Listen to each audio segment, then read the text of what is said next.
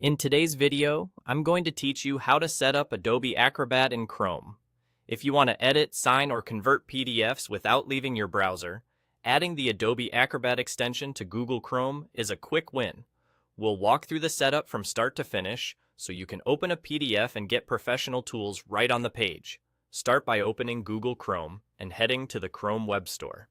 In the search bar, type Adobe Acrobat. In the results, look for the official extension from Adobe. You'll recognize it by the familiar Adobe logo and the publisher listed as Adobe.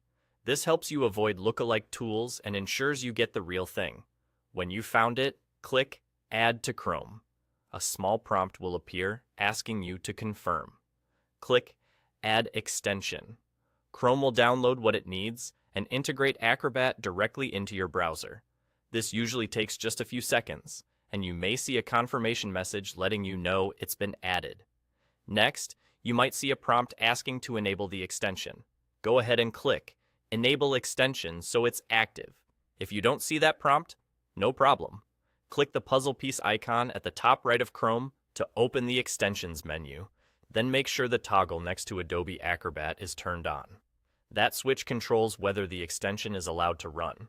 So turning it on ensures Acrobat can step in whenever you view a PDF. For quick access, it's a good idea to pin the Acrobat icon to your toolbar. While you're in the Extensions menu, find Adobe Acrobat and click the little pin icon. You'll see the Acrobat logo appear next to your address bar, making it easy to launch tools or check settings without digging through menus. From here, you're ready to use it. The next time you open a PDF in Chrome, the Acrobat extension will add a toolbar right inside the viewer. You can comment with highlights and notes, fill out forms directly on the page, and sign documents without downloading anything. It's a smooth way to keep your work moving, especially if you review or sign files regularly.